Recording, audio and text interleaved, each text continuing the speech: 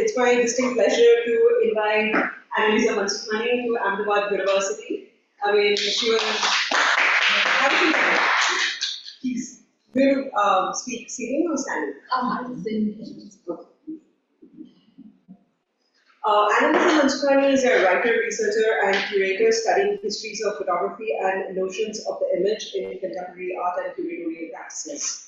She read history for her undergraduate degree from Sensibilities College, University of Delhi, and has a master's in art history from Annalisa University, where I have had the pleasure of meeting her. And I'm very proud to have her as my former student and current colleague. She has previously worked at the Kochi Biennale Foundation and is a recipient of the first Critical Collective Photo SouthAsia Young Writers Award for lens-based practices in 2021. Annalisa is a contributing writer for ASAP Art, and her writing has also been published by platforms such as Take on Art Magazine, Art Right Connect, and Project Processes is a Serendipity Arts Foundation platform. Shared Ecologies, Hakara Bilingual, and Nathan Quarterly, among others. Since 2019, as the programs manager for the Foundation for Indian Contemporary Art, FICA, in Delhi, she has worked to establish frameworks and activate resources around art and research spaces of exhibition, critical writing, editorial, and public programming. She lives and works in New Delhi, India. On that note, Anna, again, it's a pleasure to have you here. Thank you so much for making time for us, and the glory is all yours. Thank you. So, good afternoon, everyone, and thank you for joining me here today, especially after lunch. So, it's a real pleasure to be here and to be able to share a bit about my work.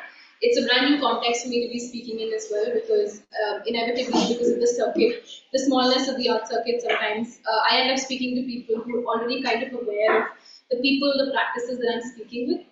And but for me, this is a particularly exciting exercise, one that's allowing me to open up my process of thinking with images, and also really grateful for Dr. Anna Chaudhary, because she was also a key person in my process with images. She's integral to how I now see photographs, I now read photographs, and I now work with them continuously. And so, just to kind of give you a brief idea of what I do and the places that I work with. So, as Rana mentioned, institutionally, I work with the Foundation for Indian Contemporary Art. It's a small non-profit art organization in New Delhi, and we work at the intersection of art education, grants giving, exhibition making, and public art projects. We support a wide community of artists, writers, researchers, students, curators, and a larger sort of stake, everyone who has some sort of a stake in the arts today. And we've been working in framing grants, workshops, other collaborative platforms since 2007. And so my role at FICA oversees a key part of their research, their programming, and their writing. And I've been working on several projects, the most recent of which is the Himalayan Fellowship for Creative Practitioners. That is a grant platform. It's a CSR project supported by Royal Enfield, and currently we're aiming to support 10 projects each year from the Himalayan region, the Indian Himalayan region. And Royal Enfield's larger sort of premise is towards cultural heritage and ecology. So we're supporting artists working at the intersection of that. Apart from that, another project that is ongoing at FICA is the Agri Forum, which is currently working, gathering, studying, reading artistic practices that are engaging with the agrarian as a landscape, as a site of exploration, assimilation, and also provocation. And we also started this forum in 2021, which was silhouetted against the farmers' protests in India. So we had a lot of artists, a lot of people responding to the urgencies that was also shaping the landscape at the time. And so the Agri Forum, for instance, has been one of our long-standing projects, and it's also taken really interesting turns. We've been working with reading groups, workshops, residencies, exhibitions, and we also have an upcoming iteration of an exhibition in Norway in 2025, which will be its first international iteration.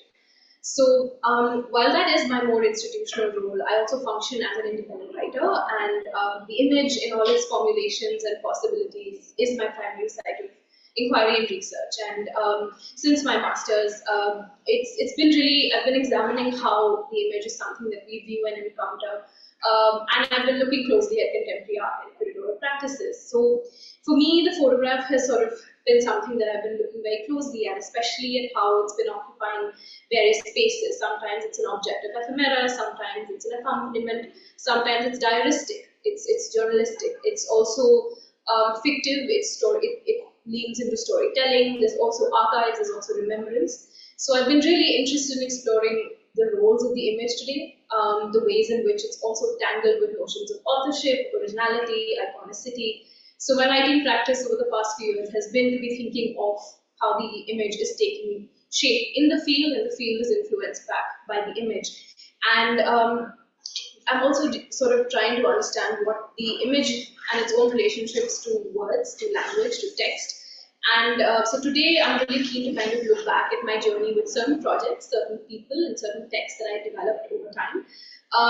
And these are sort of practices that allowed me to really think with them as to how images were being articulated, how they were being framed, centralized, reassembled, and also positioned in really fascinating ways. Through a range of methodologies, and these are also people who've been working with other mediums apart from photography. The images also come into different formats. Sometimes these are works that have ended up in exhibitions, sometimes these are works that have taken the format of publication. So the image has also traveled, it's also been quoted elsewhere. So today is really an opportunity for me to kind of open up these texts, open up also my process, and the ways in which I've been sort of seeing, writing, and responding with the image.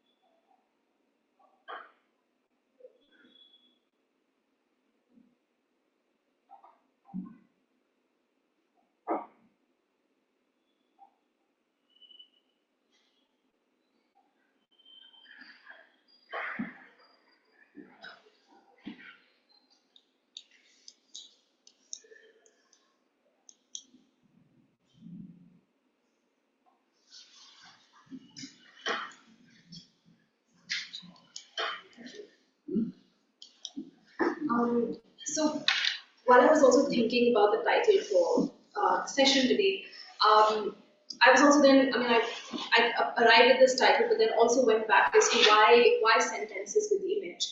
And somewhere in the process of writing about the title and trying to frame the session today, somewhere sentences came to sort of emphasize a dynamic relationship between the image and forms of writing without necessarily imposing the rule that images must be read and written like sentences. So somewhere sentences for me, while existing with the image, open up possibilities of layers of meaning within images that can be explored and responded to.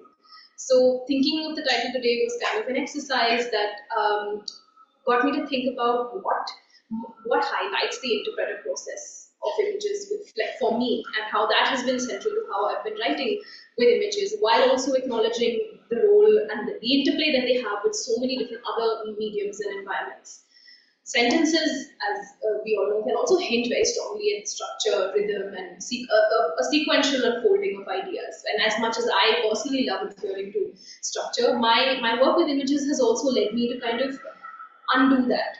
Also to uncover their fragmentations and fractures, particularly within creative practice. Because the image in creative practice has also become a way for people to balance interpretation with dialogue. And to me, writing alongside a practice or a person or a photograph has meant viewing the other engager as an active participant in a dialogue, even if I'm just even if all I have in front of me is the image and not a person. And for me, sentences then become also frameworks. They become something larger, they become motile, mutative, very responsive, and sort of adapting to a discursive exploration of what constitutes the image base today. And I've been particularly interested in the vocabulary of the image, things, words, meanings, inclinations that accompany it in artistic practice. And the framework of a sentence is also one that is kind of gathering these things. So the sentence also rallies well with punctuation, and that's a relationship which I believe can be taken apart and studied when one comes to think of the kind of pauses, extensions, inquisitions, orders, and multiplicities that come with the image. So this was a kind of a long precursor to the presentation, but I'm happy to now jump right in and speak more about some of the things that I've written about. So a project, to start with someone who I've had the immense privilege of following very closely and engaging with at multiple levels of his professional practice. Soumya Shankar Bose is an artist who's based in Kolkata, and he's someone who works across archival material, oral history, photography, films, and artist books. He's been someone who's been really closely weaving long-term research as well as his own family history, looking at experiences of the marginalized, looking at experiences of resilience, especially in post-partition Bengal. So this project, Where the Birds Never Sing, focuses on the forgotten massacre of several hundred Dalit refugees by the Left Front in West Bengal's Marichalpi in 1979. And this was a project that Bose started in 2017 and came to one kind of a culmination in 2020, but in Bose's imagination, this is an ongoing exploration as well. And when I was also speaking to him to write about it, this also became even more relevant when silhouetted against the introduction of the CA and RC Act in 2019. So in conversation with him, I was really drawn to his own desire to retrace his grandparents' journey from Bangladesh to India. And he'd begun sort of tracing the last remaining survivors, speaking to them, looking at their archives. These were images that that people were holding on to, of people who never came home. These were images that he was also collecting. And there was this acute awareness of trauma and loss that he was gathering through his research in the area. And interestingly, while writing the piece, he would, in conversation with me, he'd refer to the images that he was making as souvenirs. So for him, they became these remnants of things that both he and the person that he was speaking to were trying to remember. So this sort of iteration of the image as a souvenir was really interesting to me because these were also images that he was, that are also absent. This is also a narrative that doesn't make its way into mainstream history or mainstream institutionalized archives. So to think of then the image as a souvenir kind of takes us on a different trajectory. Of how memory meets history, of how memory also meets active recollection in the present. So while writing on this work, it was also important for me to think of how he was both engaging with and creating an archive of images. And there was this rewriting of history of the photograph or the photographic in these cases was being kind of subject to, where you also had the memory of the survivor, you had the possible truth of the event, and all these abstract notions of memory, history coming together in a very interesting way. And what Soumya was also able to do is weave storytelling, fiction, and performance into these photographs as a way of bringing together these accounts that he was being told. So some of the survivors, there were very few actually, and so this person here is one of the survivors that he finally managed to meet. The image on the left is a staged photograph where he'd invited a performer to enact the tigers that a lot of the refugees were also subject to. You're sort of open to the elements at the time, and there were a lot of accounts of, we not only lost people to gunfire and massacre, but also to the elements. So there was this larger endeavor of storytelling that was going on, and these were also, memories that had also traveled across generations. These were memories that people were recollecting decades after the occurrence. So there is a very tender, almost traumatic softness to the way Soumya treats his images. So it was very interesting for me to then think with him on how he was both being absorbed by the images, but then also how he was creating these frameworks of viewing them anew. So the work, interestingly, took shape as a publication. It also took shape as an exhibition, which sort of combined the book as well as a video that he made with his images. And what was also really lovely about this work, and it's a personal sort of, really sort of a tender moment where he took the exhibition back to Manichapi and displayed it with the people, and it became like an interesting sight of watching yourself being seen, or seeing yourself as seen by the eyes of somebody else. It was a very interesting intersection that was being produced by his work. So another sort of person that I've been thinking with and whose practice I've been very fond of in photography. So Sunil Gupta is an Indian-born Canadian photographer based in London, and his work has basically looked at a lot of sexual identity, migration, race, and family. And his larger body of work, to quote him, has been to create a range of gay images looking at the bodies of gay men today. And again, he has this fantastic series of work that is looking at expressions of sexuality in India, and that's a personal favorite. But this sort of exhibition that I wrote about, and this body of work that I wrote about, was a series of images that had never actually been exhibited before, but were exhibited earlier this year in February at the There Art Gallery. It was the exhibition titled Come Out, and it also had a publication that accompanied it. And so, as with Gupta's work, as well with Bose, I found myself engaging with the narrative quality of an image. And the exhibition when it happened, was a small itself, but a much larger archive. But what they actually managed to do was sort of present a very keen lens into queerness during the time of Margaret Thatcher's England.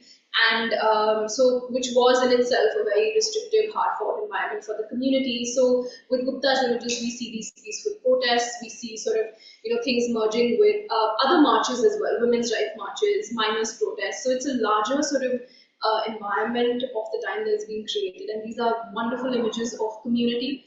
These are wonderful images of expression. And it's also a geography of metropolitan London that's being sort of created, because you see in the background of images sometimes you'll see the National Gallery, you'll see Grosvenor House, you'll see these sort of Westminster Abbey just silhouetted, and these are also iconic in their own way. But it's interesting to see how the iconicity of what was happening in the foreground of the photograph is silhouetted against the larger historical iconicity of these images and these sort of unchanging facades of architecture. And so I think with these images, what was really lovely for me to work with was this framing of a body politic of community that was shaping Gupta's identity as a gay man in London, but also for his viewers somewhere. And the images also were really interesting because they helped us witness what it means to stake a claim towards personal freedom. And there's immense care, there's immense sensitivity, and a lot of humor with Gupta's work, which is also really lovely. And for me, while writing on the work, it was interesting to kind of also fixate on the title, on coming out. So, and for me, somewhere coming out became more than just emergence. It also became about arrival. It became about the idea that there was this larger convergence of the politics of space making, of gender, of visibility and invisibility. And in Gupta's hands, what we see is that the camera is it's an agent of connection. For him, it becomes this tool that is bringing a community together. And this is actually visible across almost all his works. His Christopher Street, which is another body of work in 1976, Exiles as well. So we see like this, and there's a lot of gentility in how he's shown the bodies, and there are several other images. For the sake of time, I didn't put in too many, but you also see the softness of bodies, you see, and this is a larger sort of movement that he's documenting. So this was a really sort of moving body of work for me to work with, and also just think with the person. And what's also interesting is that he finds the time to also revisit bodies of work, think about where these, how also I think moments like these can be contemporized, contextualized in the present. And I think for me, that's what really sort of stays when I'm writing about a body of work like this. And moving from still images to moving images, this is a body of work by Ahmedabad University, and it was something that he was working on during the pandemic for the Yokohama Triennale in 2020. But it also got displayed online as part of VICA, video art by Indian contemporary artists, and which was an online platform for digital art that they were hosting during the pandemic. And it was really interesting to also be thinking with Amol at the time, who is an artist based currently in Maharashtra. And so with Amol K. Patil, he is someone who works at the intersection of performance, image making, and a range of other practices. But for him, it's the body that stays at the center of the image. and the body extends into a political gesture, into talking about caste, into talking about community. And this body of work, which is this video, was actually titled "Study Oneself." So it actually interprets the format of these DIY videos that became really popular during the pandemic, because everyone was kind of teaching the other. There was a shared space of learning that took place, that unfolded. So so he also the work basically opens with. So this is Amol, and he's watching a video, an online tutorial on how to nuts. So the tutorial is performed by him, but at the same time, he's also watching it, and the video ends with the entire bowl of peanuts is peeled and eaten. And and outside, sort of, as you watch it, you're constantly also aware of the fact that you're watching someone watch themselves. So I think what was interesting was the ways in which his own body was extending into the apparatus, extending into a sort of relationship with the screen and the camera.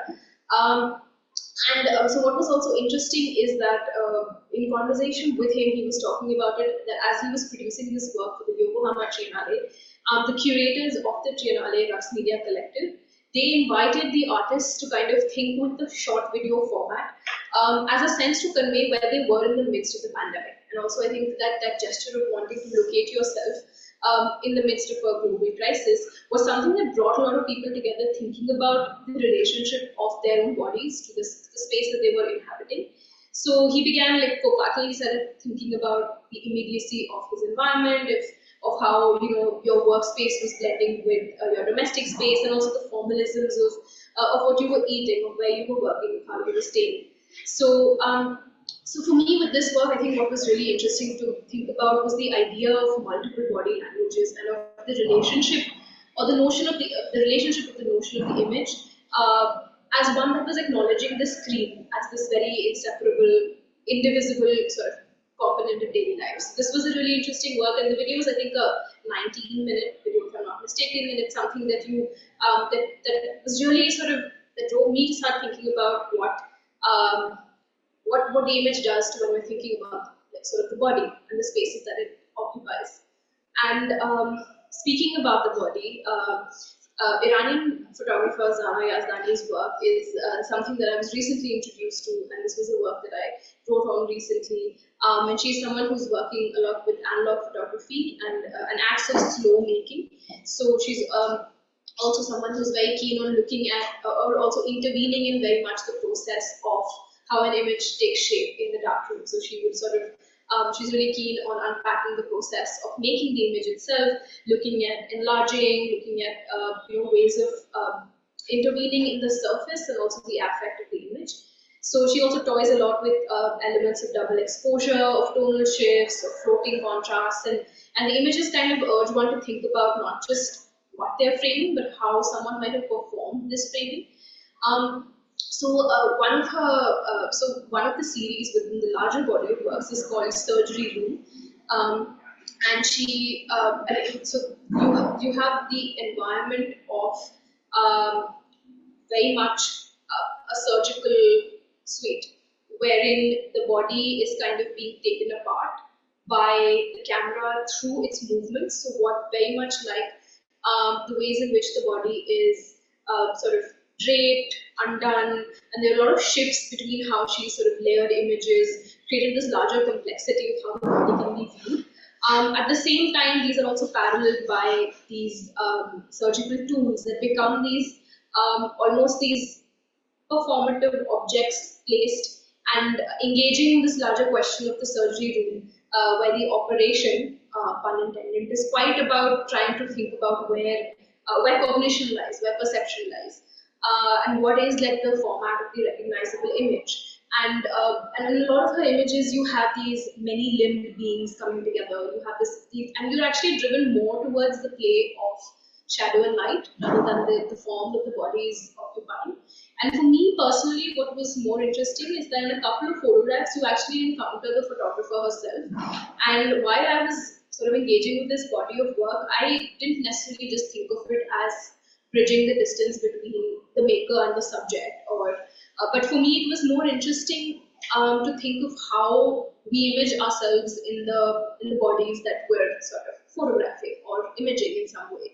and to be bodied in many ways is also to be restrained. So, and especially with this work, surgery room, there are a number of ways in which the body is also contorting. So, and so it seems like almost that flesh is pushing against a certain kind of restraint. So, and then again, to extend this question of restraint to the vocabulary of the camera as well, around capturing and framing these larger sort of words and languages that we use to talk about images. So for me, this was more a sense of, I think, reading or thinking about her placement in these images, wherein there is a dissolution of this sort of the distance between the photographer and what they're thinking about. And somewhere the artist is also blurring into the same depth of that which she's creating. So this was an interesting sort of, and it was almost, like Blink Can You Miss It? That was where like her placement of her own body was in a lot of these frames, wherein I think there were 3 or 4 images where she's visible. So this was a very interesting body of work. I think with some of the images, even in scale, was smaller. So you had to sort of also reduce, I think, your distance between image and yourself to then actually get a sense of what she was trying to communicate. So with continuing now with moving images, a part of my writing has also been engaging with film. And this was a really sort of a tender experience of looking at the city of Delhi through a series of fleeting moments. And so Humayra Bilkis had made this. It's a very short film, I think, and her reading of the city is this very interestingly slippery take, which takes shape through these different vignettes of how one encounters an unfamiliar landscape.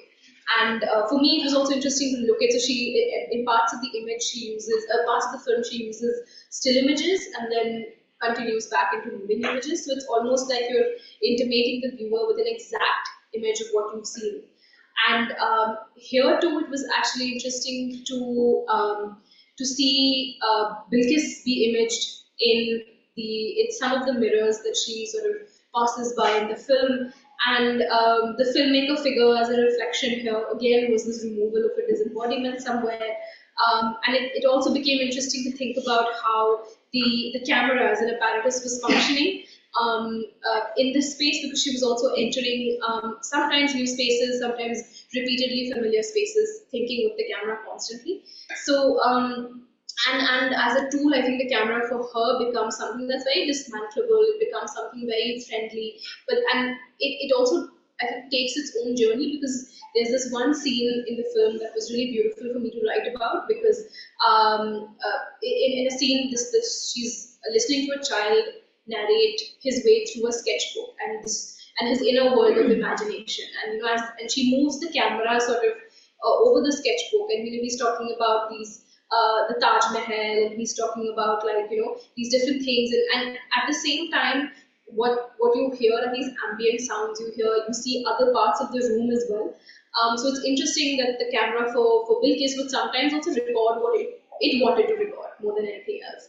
And so I think for me, while I was responding to the film, there was somewhere an engagement with how I think sight can also be performed through gestures, and how the film with Bilkis' sort of gaze was driven by the notions of gestures we want to make. And the film really beautifully frames Delhi very recognizably, these very beautiful glitches almost. And often, like we tend to do in new cities, we oscillate between belonging and possession and namelessness, and that's a lot of what the film does. And for me, it was really lovely to think with what the format of a short film can do when it's talking about the novelty of a landscape that may or may not be very familiar to you. To also think then about an exhibition of images of photographs that I'd written about. So this exhibition was also genre specific. It was an exhibition on that comprised of photographs by K.P.T. Sheth, Pablo Bartholomew, Raghurai, and Sunita Puriwala, and all of these photographs were street photographs. This was looking at the larger genre of street photography, and what was interesting is that being genre specific was a way for them, I think, for me to really sit with what the possibilities of a genre like this can be. And also, these are classic names, these are also very hyper familiar names. So to then think of this, the milieu of the street and the milieu of the image in the street, really does persist as this canvas. There's both ordinary but also extraordinary. And so I think through, I think, all of their photographs, what one is also able to see is this constant questioning of what constitutes the street, how it's shaped, and where its locus really is. So it was a really wonderful exhibit. It was very also brief in its scope. It was 23 images defining the street in their own way. So I think also when we think of, say, someone like Walker Evans, the American photographer and photojournalist, who's also known for his portraits. With this larger sort of exhibition around the street, it was really interesting to look at how the portrait is removed from a certain sanctimoniousness, and it became more about sort of moving the human, merging the human almost with the larger environment of the street itself. And you have these really, this is I think this is a photograph by Ketaki Shade, and she's like sort of capturing this boy skipping over a puddle. And there's another image which is very similar. This is Raghu Rai's image of a boy jumping, like, you know, there's this laughing and he's almost out of the frame. So this spillage of time that also was captured by both, especially in these images with people moving almost in and out of the frame. There's almost a cartography that comes into play here of the street, of different cityscapes. I mean, each image almost has multiple cityscapes in it, and things, and it was really lovely to see the different sort of layers of perspective also woven in. Another sort of favorite image of mine from this selection was Suni Taraporewala's image of the women of Kamathipura, and what somewhere for me this did is that it extended the street into other spaces that also parallel and intersect with it. It's almost threshold like what we're witnessing, and much like, I think, sexuality itself, the compositions of image here, especially with this one, was that, you know, the image itself becomes a spectrum. And the street very much so. But for me, across this exhibition, and thinking with also the specificity of something like the genre of street photography, really came to be undone more than redefined with this exhibition. And so this is a project by a dear friend Srinivas, and this is now his first photo book, which also made it to the Aperture shortlist. Photos in my hand of a boy I still resemble are images that come together from a larger, much more expansive archive, and this is only a tiny fragment of images that has made its way into a photo book. And the book in itself is a larger tracing of friendship, of relationship, back in California in the late 80s and 90s.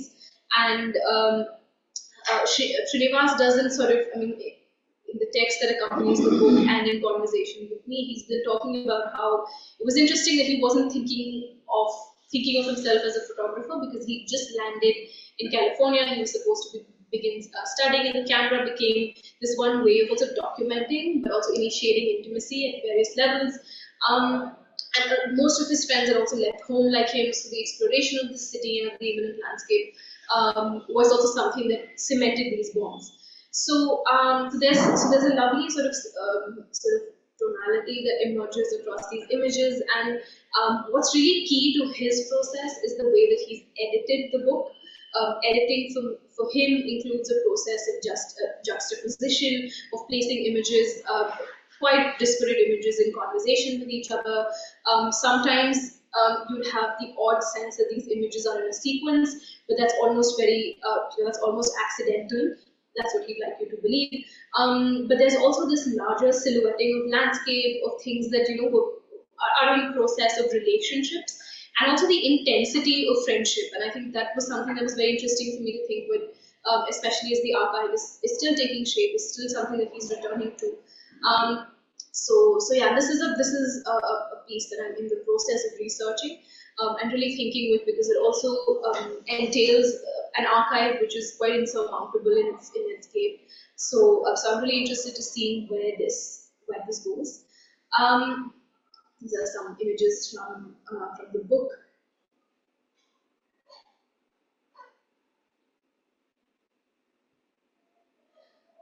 So something that sort of also tying this larger sharing together. Something that I also do at work is, and because of my institutional role, I'm also predisposed to engaging with younger artistic practices, emerging artistic practices. And for me, something that remains very interesting is trying to understand the role of the image in their work. And a lot of them work across media. Some of them don't engage with, say, photography per se or even lens-based practices per se, but the image is something that inevitably comes into conversation, that they come into conversation with, that is then eventually a conversation that produces so many more intersections. So this was an exhibition that marked the culmination of one of our flagship grant programs, the Emerging Artists Award. And the exhibition is always something that falls at the end of the grant period or sometimes outside.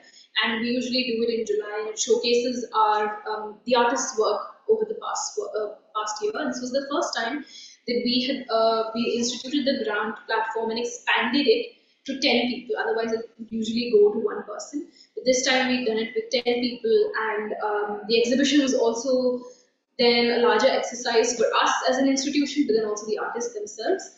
And so for me here, what was really interesting was to think with how the image at the heart of almost all these practices, and these were incredibly separate, disparate practices.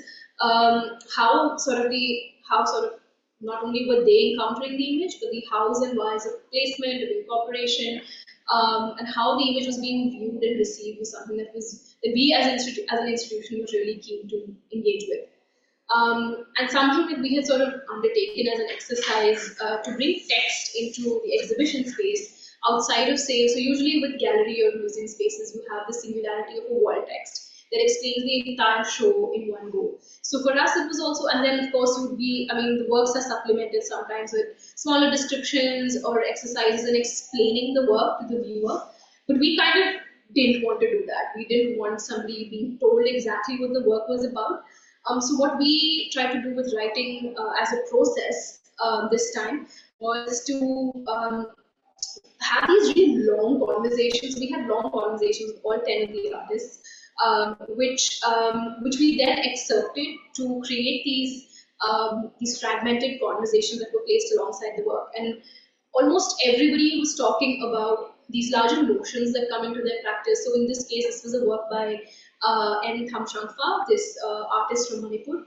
And his larger sort of meditation had been one on the site of conflict, on home, on history, on collecting. So these were prints, these were linocuts that he made apart from another body of work. But for us, it was really interesting for us to then think with him around the notion of community, around how his mediums were in some way speaking to the larger abstract notions that he was dealing with. So the text became these long form sort of almost interviews, so to say, and really took away from the descriptive act of telling somebody what a work is about. And this was, and we placed them as these, with these little binder clips, just for people to engage, and it became like a very interesting exercise for us to just think with, okay, this is either going to work or it's going to be a really bad idea to have so much text in one place, in several places in an exhibition like this. But it actually became interesting because people who wanted to know more, who kind of delve in, read in, and then come back with more questions, or actually get more nuance from, say, something that was in very much their words, the artist was. And I think from our side, the most that we did was, help with editing the text a bit, but everything was also was a larger exercise in, how do you also distance yourself from your own work to be able to then talk about it. And that this as a practice with artists can sometimes be a bit difficult to start engaging with. This was an incredibly fruitful exercise because everyone realized that this was a moment of pause in a larger sort of production-oriented time. So this was something that I wanted to share around the exhibition-making endeavor and how it's also intersecting with my writing practice as at large. And on the sort of note of exhibition making, this was an exhibition by Vidya Shivdas, who's the director of Nika. And as speaker, we have often sort of collaborated with the Serendipity Arts Festival in Goa, but this was an independent curation that Vidya had done, titled Turning on Field and Work. And this happened this December in 2023, from the 15th to the 23rd. And it was a really sort of interesting exercise in platforming curatorial and artistic strategies that were thinking about slow making and slow viewing. And I had the immense privilege of being able to write about the show for a publication. It was this really sort of juicy opportunity to write like a really long form piece and really delve into what the possibilities of exhibition making can really be. So there was one sort of space in the exhibition that I was really drawn to, and I also kind of returned to in the space of my own essay, to think really of how the image functions, or how the spaces that the image occupies, the kind of conversations that continue to happen across works, and also I think what these conversations actually end up producing. So in this was a central hall in the venue, and this had works. So this is a work by Gauri Gill, called Feelings of Sight. It's also a publication, but it's also a larger photographic and Warli art collaboration between Gauri Gill and Rajesh Vangar. And so what was interesting is that in this space, in this central hall, you had these really large, gorgeous photographs by Gauri, but you also had two other works by Maksud Ali Monda and Ongon Datta. And this was a very fascinating spatial knotting for me to think with, because of just the ways in which they were engaging with sort of the image. And what intrigued me was this contextual formulation of works that don't really have a direct conversation with each other, but are meeting at these crossroads of thinking about the image. So these were Gauri's images, Gauri and Rajesh's works. So this work at the back was Maksud's sort of constellation of notes, and Maksud is someone who really thinks closely with the possibilities of decay, of contamination, and also he works with the microcosm of microbial life. And this work kind of drew a larger picture, a larger image of decomposition in a way that was a keen glimpse into his own study around decay and rot. Which is a very uncontrollable phenomenon. So you had traces of decay on the larger drape that he sort of displayed. You also had you had paper eaten. So you had these different sort of textures that were dealing with a larger sort of formulation of the image of decay. And coupled with this in the space, so we had Gauri's images were on this wall and the wall to the left. And the intervention here at the center was this larger, very performative book, I would like to say very loosely, which was Ankan Datta's Urli. And Urli is a larger research project by Ankan that is looking at the history of a rice mill in his village in Assam.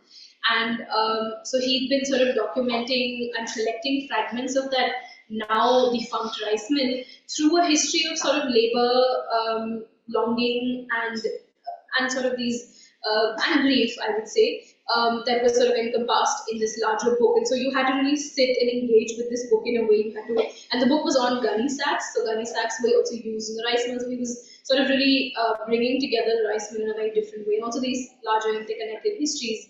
And so you really had to sort of sit, engage, and you were at the same time surrounded by these works in a very interesting sort of encasement of the image in a way. So for me, this was a very interesting site to sit with and think with, because it documented and it brought together, taking back from the title, this act of turning, where you had these really beautiful intersections coming together in three very disparate practices. So this is a closer look at Maksud's work. This is Ankan's intervention in this space. So I think also just for me, I think critique or writing, and as sort of Bell Hooks says, critique often doesn't need to be separate from admiration. And this is something that continues to ground how I'm thinking about writing or writing on art at large and what its potential actually is.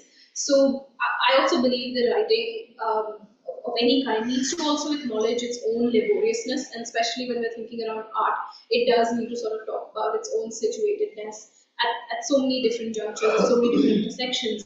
So for me, I think I keep asking that what are the kind of shifts that that I can implement in mine or look at and learn from in others in writing practices where one can really approach different materialities and different histories in a work, and what are these kind of shifts that one can actually program.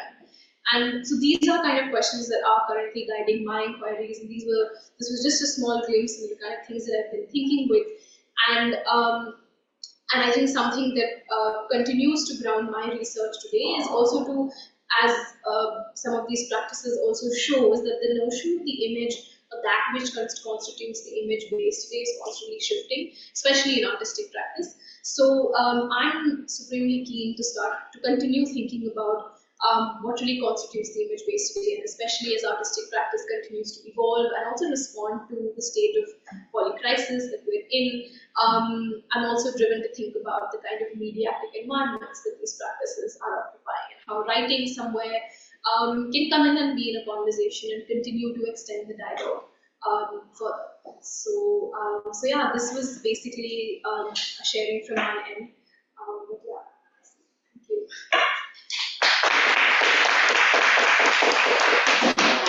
Thank you so much, Annalisa, for sharing your processes. I mean, it was really wonderful to listen to the ways in which you experience the image, and thinking about the experience, and then verbalize that experience in ways that may not do justice to the image to begin with. I mean, there will always remain this extra element, the excess in that way that you never really can encode, and that can be experienced but never can really be shared or verbalized in certain ways. So it was fantastic to listen to all these projects, some of which I have worked with, and some people, of course, I have thought about, others I haven't. So it was a fantastic opportunity to listen to all this. So on that note, I'll open the floor for discussion. And I'll exercise my supreme privilege of your host to ask you the first question. So as you were speaking, I was also thinking how you talk to this individual artist and the ways in which you not only engage with their image, but also them and the ways in which they perceive the image. And in some cases, I would totally say that you are in conversation, in others you are not. Yeah. For example, like say in case of Shomo Shankar's, you definitely had a conversation. Sumit Gupta, yes. Raghurai, probably not. Right, yeah. So and that kind of came across, and I found it immensely interesting to inquire what writing looks like when you are engaging with the artist vis-a-vis when you are not engaging. Right. Yeah. Firstly, thank you so much for that question. And I think with so I feel like with whenever there's been the possibility of a conversation that can sort of open up or actually kickstart my note making almost alongside the image, almost an act of annotating alongside this practice, I then tend to get this almost this food for thought from their side, or just the kind of frameworks that they're working with that then allow me to kind of guide my own readings of the work. And sometimes my readings do stray from, say, the exactitude of where they may be coming from. Say with Amol's practice, for instance, when he centers the body a lot in his practice. It's a body that is very aware of its caste identity. It's a body that's also constantly performing its caste identity in very different ways. So for me, it was interesting, but then to also bring the apparatus and the screen as elements into the conversation while centering the body. And those were my tangents of sort of thought that came in. With Raghurai, of course, mainly with access being the issue, the conversation can sometimes not happen.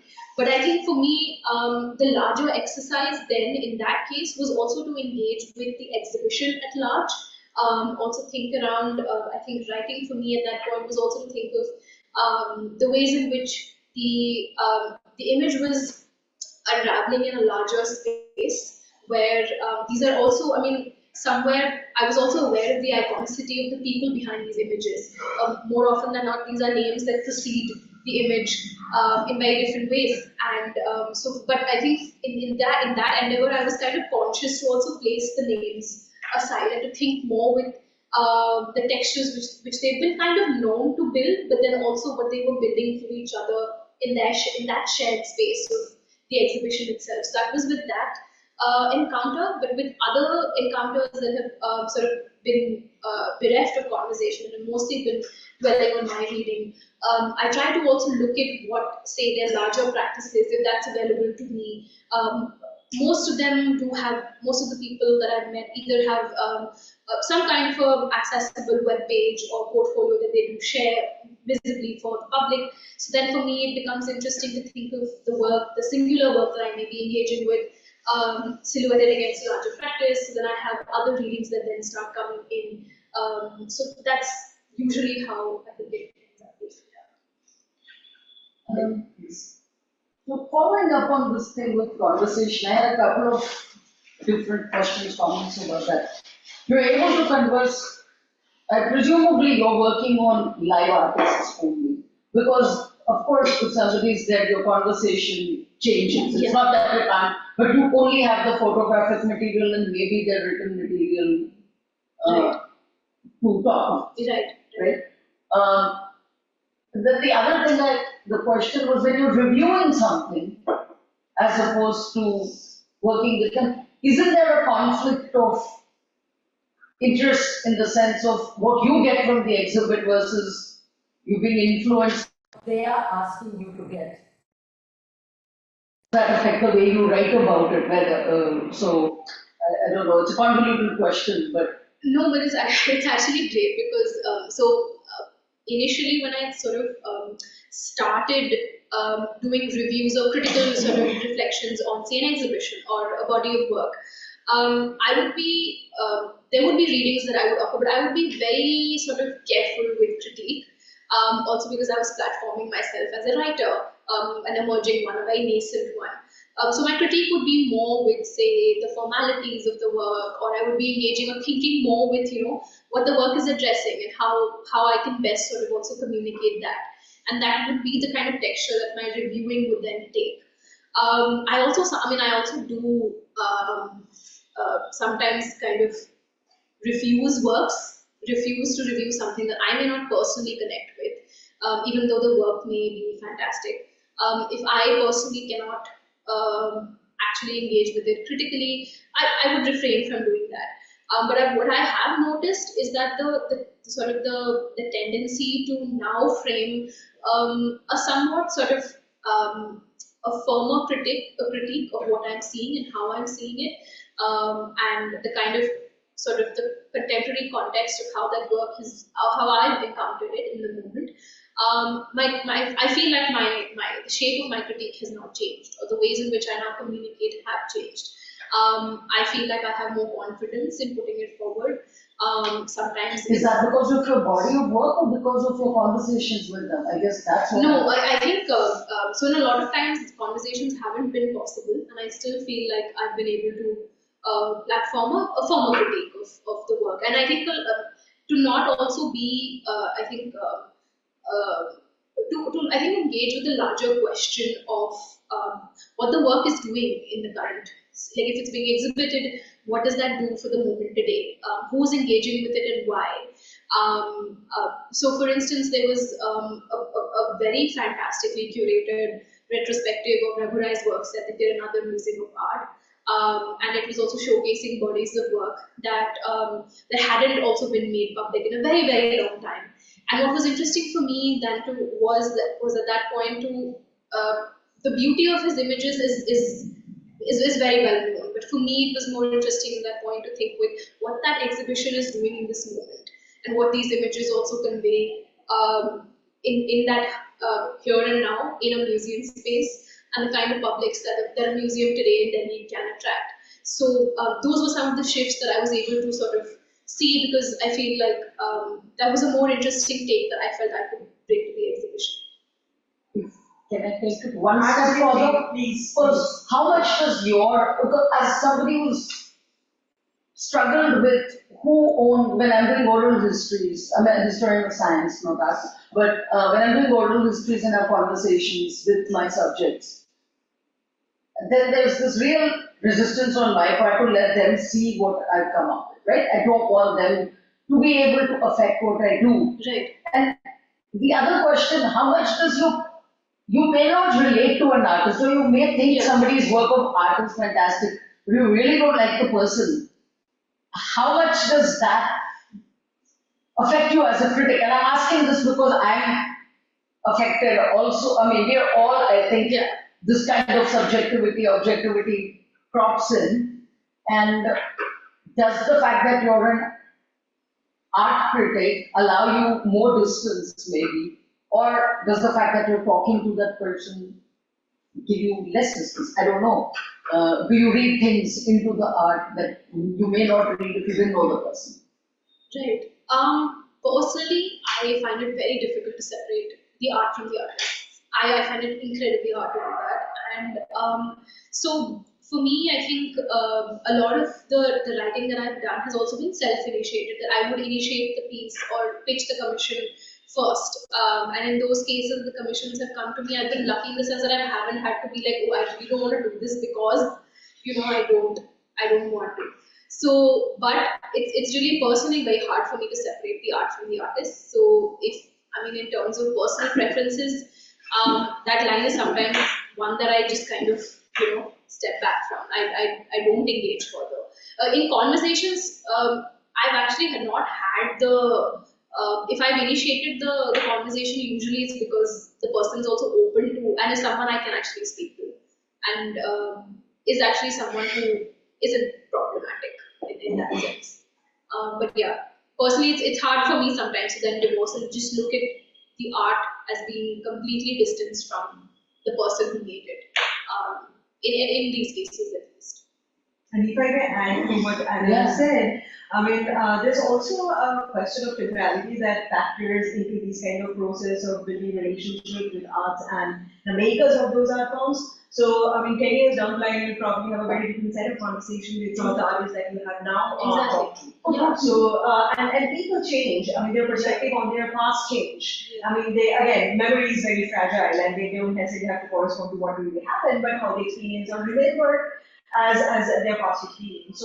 So this is also a very interesting ways in which relationship evolve over time with artists and how artists often start hating you. You start hating the artist. So this mutual hatred, mutual love, they come and go. It's kind of a economic cycle. This goes up and down and you being a historian dealing with much older stuff, probably. No, I also deal with you also recent deal stuff. And then when these, and I say that from my personal experience of working with a set of artists who were working in the 1970s, but most of them are still alive. And I go back to them, talk to them, and factor their voice, current voice into the writing. So when you're doing that, you see how and over the past 16 years, for example, I'm following a particular group, and that group has itself evolved. Their dynamics have evolved, individuals have changed, and they are looking back to their own images of the 1970s, for example, very different. That probably will happen if you talk to Sri Gupta in the 1980s, if you're talking to Gupta now. It has to happen. So I would say it's like a really changing dynamic that happened, and it's an evolving situation, and it's very difficult to predict what can happen. It's pretty contingent. Very, very. It's historical contingency and contingent to that kind of condition, how we work with images and the makers. Yeah. Also, I think my own relationship to understanding photographic practice has changed completely. In college, as a fresher, I felt, I actually related a lot to people talking about how the specificity of a genre is because it's preserving a certain kind of image making.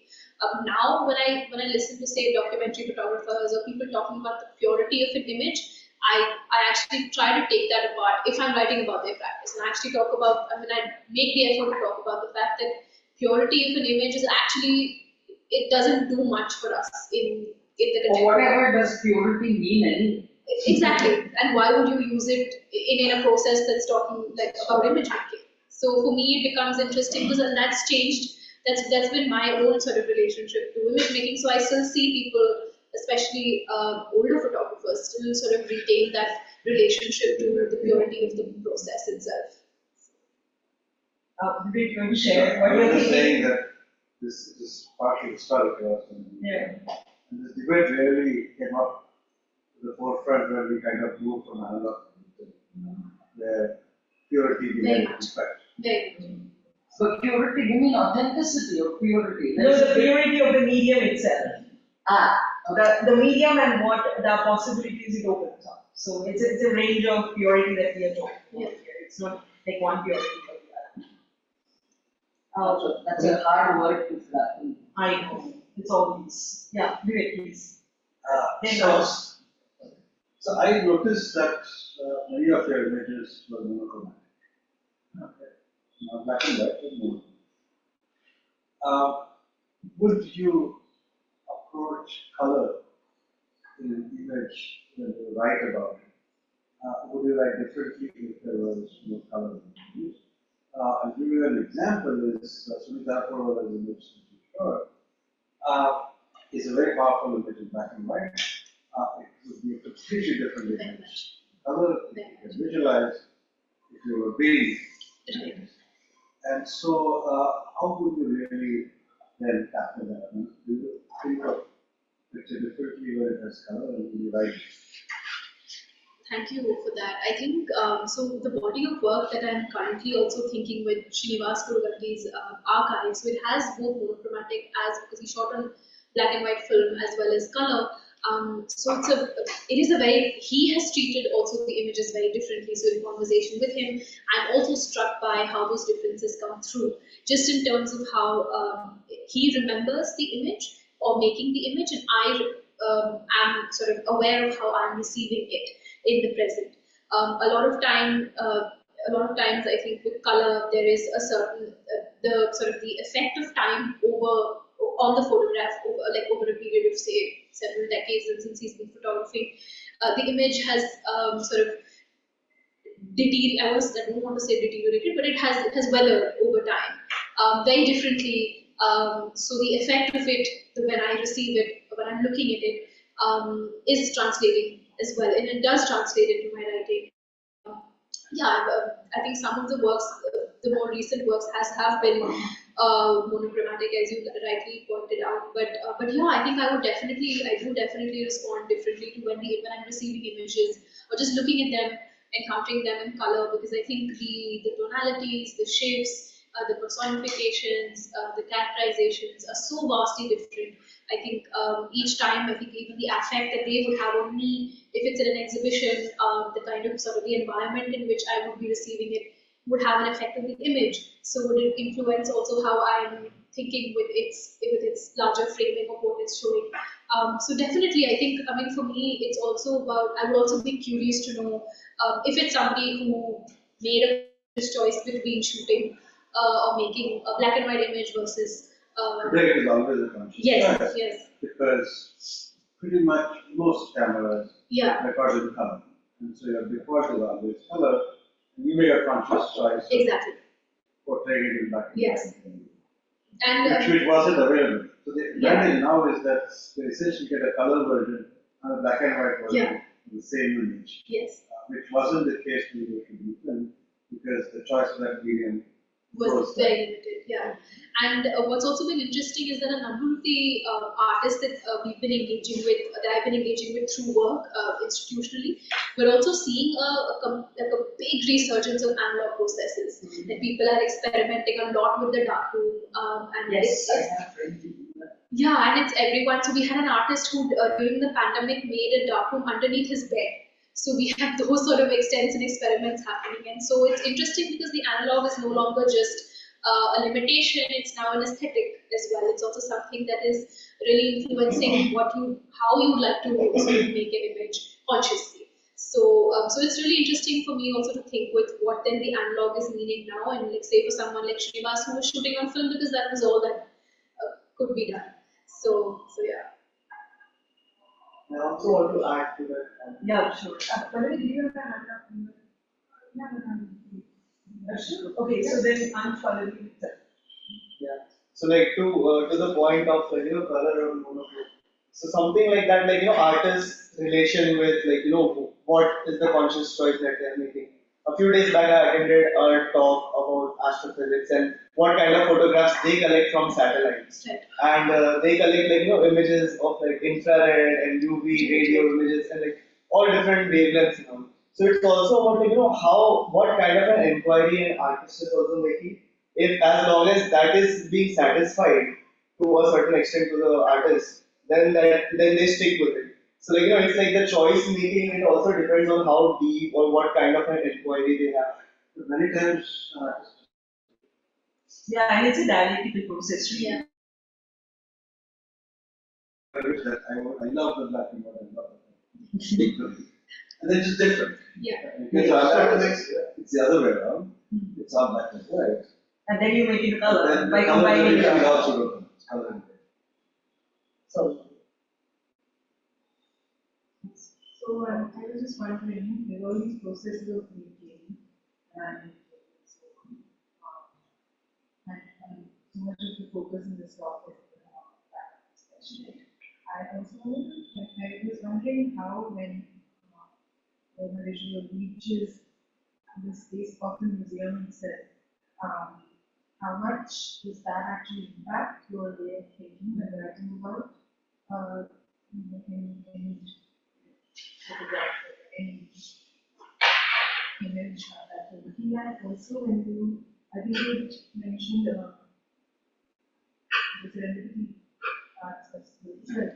So how does that space of the festival then also influence the way you're thinking? Because I'm quite curious to know that because writing about museums, so I can talk to that later.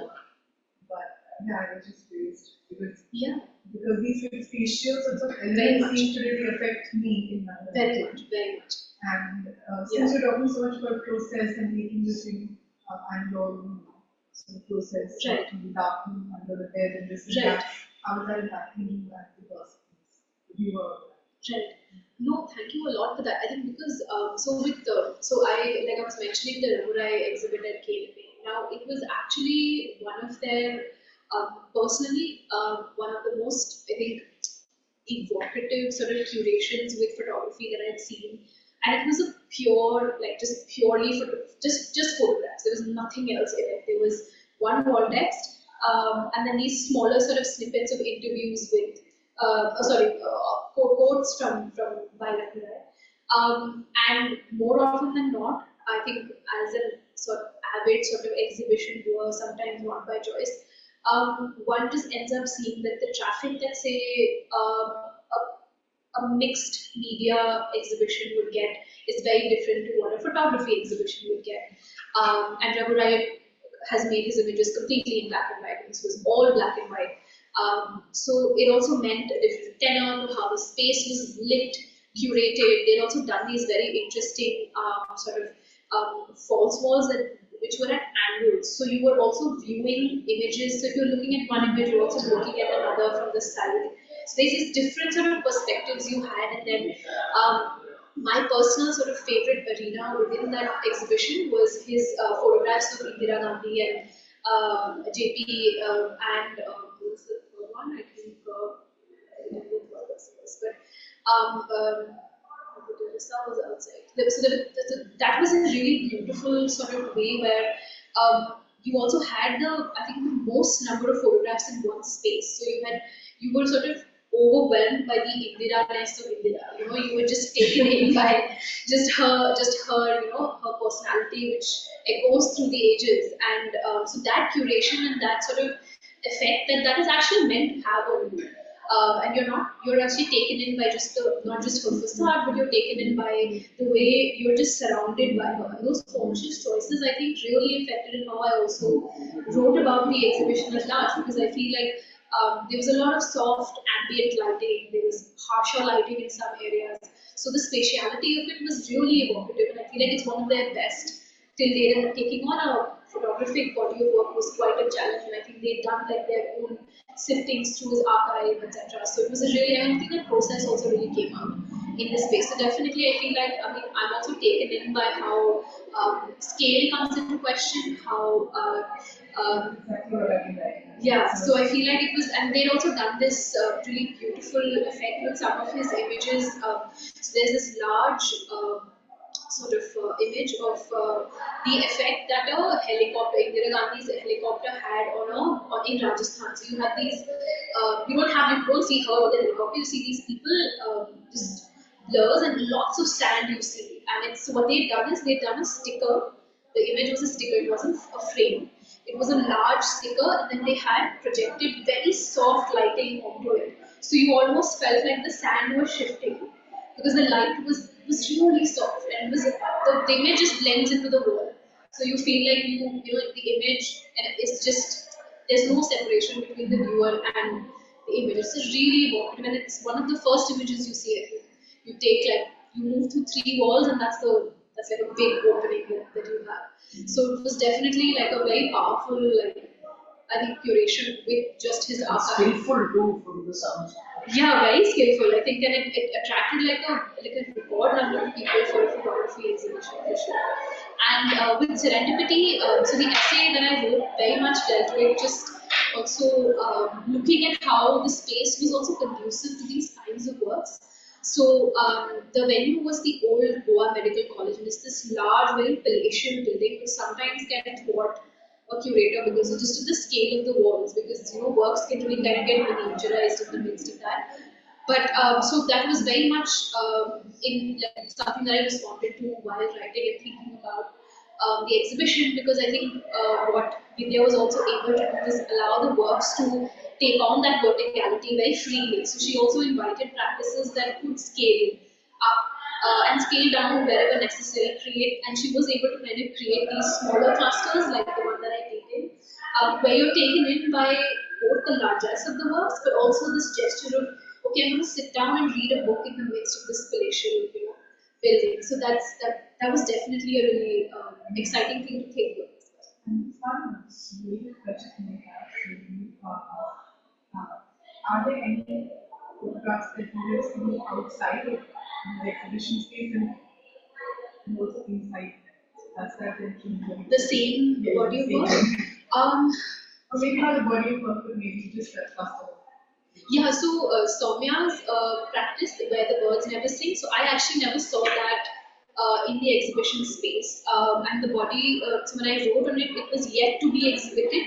It was, he was sharing these as digital images actually. And then I got the book. Then we got the book to the office, and that's when I saw the images in print. And then eventually I saw, I think, 2 or 3 images at the India Art Fair, which is not an exhibition with an incredibly chaotic side of viewership. So it really kind of channeled a very different energy for these incredibly dark images, both literally and metaphorically. But yeah, so I think with this body of work, I've seen it in like 3 iterations differently. Did that change the way that you? Yeah, I think. So what I never realized is that when he was exhibiting the images, he would scale them down. So at India Art Fair, he'd done like these, I think, 5x7 prints, which were very intimate. And so they were actually really large. So, but in other iterations, he's actually taken them larger. Yeah, so with Mauritius, when he exhibited, he actually blew them Blew them up, big. yeah. And they were like outdoors. As opposed to India, yeah, like indoors and outdoors. Also, like if it's like open air or within the white view, that also That changes how you do that. Satya. I don't come from the photography profession, so my question is very basic. Like a lot of these images and a lot of these themes come from these themes like of everyday, but yet they deep emotions. I was just curious, what role does spontaneity play in the sense that the camera, like I'm walking and suddenly I see the camera and what I might be feeling at that point suddenly changes because I might or might not see the camera. Like in some of these images, I saw that, like especially the one in which the kid was smiling, he was running and then he saw the camera and he was smiling. So I was just curious that, especially because these are about subjects that are going through trauma, that are going through. How does spontaneity affect the way the subject behaves at the time of being portrayed or being clipped, and then how would that affect the way we write about the image? Like And that relates to one small point. I was just curious about the process. So, the way the birds never sing. I think you talked about the tiger bit, like there were two like, was that staged? Because some images are staged, like some images the subjects are staged, whereas others are, like this one seems to be definitely spontaneous. So I was just curious if that was staged or not. So So the tiger was actually somebody also dressed as a tiger in the Jatra performance. That is also something that Soumya has worked on. So he had someone dressed up as a tiger in the costume and lie on the tree imitating, recounting actually an incident that was anecdote that he was told. And so he wove a lot of this performance and sort of this retelling constantly into that body of work, because he was also really interested in the format of the anecdote being something that is inherited. It changes each time someone is telling it, and his own sort of visualization of it might actually be very different from what was initially imaged. So very much that was a staged, was fictive in its own way. And so I think with spontaneity, so something that comes to mind is when I was watching Humaira Bilqis's short film. So there are some moments where so she is someone that I didn't have a chance to speak with. I watched the film and wrote on it, and so there are some instances in the film where she is very visibly sort of speaking to somebody, and the camera is also visible in the sense that it's evident that that they can see the camera. And in some cases, you have just the person is very casual. He's very he's just talking about something. He's complimenting her name. And in some instances where she's also photographing, say, the streets, imaging the streets in Delhi, you can see the sort of you have passerbys just moving, but then you have somebody who will catch a glimpse of the camera, suddenly get conscious and check their surroundings and then walk faster, maybe because they've seen the camera. And that was definitely interesting for me because with Bilqis's film, she's also a migrant. She's come to the city. She's studying. She's made this film, and the film is these short vignettes of like, okay, this is how I'm seeing the city, and that's often how we also see a place, right? And then when we're recollecting it, it's very much these little fragments that come back to us. So there is an element, I think, of the spontaneity that you're speaking that comes through in her sort of camera work in that way. I think even with the street photography exhibition, there are some images I remember that had that seemed like the people weren't aware of the camera. I'm not sure because it's just me hypothesizing, but you have these distant. It also seems like the image was taken from a car. This is one of Pablo's images I remember. It's a distant image and it's a dark street, and there are two nuns walking. So you can just sort of it's their side profile, but the image is slightly tilted, so it seems like he's taken it on the board or just from an angle that's not particularly straight. So that felt like that's not. I mean, there is a spontaneity from the side of the image maker, but maybe not from they don't seem very aware of the image or the camera, so to say. I'm not sure if that answered your question. Others? Yeah, Yes, please go ahead. Yes. So I saw, thank you for the talk. So from what I have captured as reflection was what are the spaces that you look at, or what are the things that you look at while writing. So one thing that makes me curious is if you as a writer go in the space where the art was made, how does that affect your writing? Because I will take examples from what you have shown. Like certain happenings were captured, like in the image where you talk about National Theatre being in the background. So when that event is also happening and when that is captured, is it what usually happens in the site, or was it like a happening of shock? If something like that happens or not, does it contribute to changing the way that space is being used? Or does it contribute to the regularity of that space, cohesively the space is supposed to be used like this? So when you go and see such kind of relations of artist engagement with the space and the art, so does it affect your writing? Yeah, I And mean, in what ways and what can be the challenges of if we want to go a step deeper and like do such kind of practices, what would be the challenges? so this is something that I think I've encountered more with my institutional role, say, because when we do a lot of our exhibition making, we're on site working with the artists, and a lot of times there are works that some are works that they may have already made, and they come and we install it together. Then there have been works that have been made on site, sort of taking shape as the exhibition is on its way to be opened. So if in sort of say shaping the way I would write about something like that, or even if it's just a reflection that comes through, it very much I think it's very interesting to note how artists or creative practitioners respond to site, where especially sites of making. A lot of times, so we've had I think. So there was, I think, yeah, this time around, the same artist that I was mentioning who had a dark room under his bed, we had invited him to, as part of the exhibition that we did, However the Image Enters, he, instead of asking him to put up a finished body of work, so to say, we asked him to actually occupy the space as a dark room. That he would keep an active dark room and sort of use that. So his larger practice was about studio making. So for him, it wasn't necessarily the finished outcome of an image. That was where his practice was leading. For him, it was more interesting to build a space for the image to be made and for these processes to be taken apart and really opened up to different kinds of publics. So while we were engaging with him, what was also interesting is how his traveling studio kind of adapted to the space of a white cube gallery. That is a white cube gallery that we were functioning out of. So for me, it was very interesting to then think of, okay, what is the space of a dark room doing and how does that intersect with the otherwise very sanitized space of a white cube gallery? How does a public also then receive it? And if I were to divorce myself from the institutionalization of my role, if I'm someone who's viewing this for the first time in an exhibition space, what does that do to my effect on his practice and how would I encounter it then?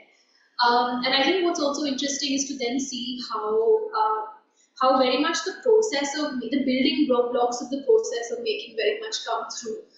A lot of the artists that we've worked with and who've done this sort of inhabitation of the space of exhibition leading up to the eventual opening, they're actually, most of them have been very open to conversation, to sort of also bringing in other voices into the work. They'd be open to other forms of collaboration. You also have people there's an artist who brought because he was someone who was also working with the communist and social groups in the political sphere. So you had these very interesting people who come in and just be talking about politics while he would be painting and also talking back to them. So the space of making would be very fractured and fragmented in very different ways. And you were also part of both the conversation and the making because everything was just kind of fusing in very interesting ways. So, so the challenge I think for me then in that time would be, okay, how do I record in writing the tenor of this moment? The affectivity of this moment of seeing somebody very much looking at making and making it as he's speaking about something that really influences his work. How do I capture that best with? And that's something I'm still asking myself, I think, yeah. Aditya, in the interest of time, you get to ask the last question. Yeah. No, I don't have it. All right, but we have time for another question. I have one. Yeah, sure. Of course, as long as we have time. And you have time. I was curious when you're taking any art writing workshop, because I believe you also do that. Yeah, so I just want to know what the kind of process you follow for that. So let's say people who are new to it, or people who are actually artists. I mean, how does that move at different levels? Something that's been very interesting for me to think with is how do you kind of open up this process of writing for people who are not writers or who are not very Because I'm not. That usually all of us all the time. So something that I Coach International Artists Association in Delhi, they have this yearly program called Fairs that they do with emerging artists. And what they do is they have this year they did a 6-week residency, and usually the first 2 weeks of the artist time they kind of go, take them around Delhi to other institutions, and inevitably there would be like some collaboration with FICA because we're neighbors almost. So something that we've been doing in the past is that for the last 2 editions, I've been leading this writing workshop with them where I've been kind of just opening up the act of seeing.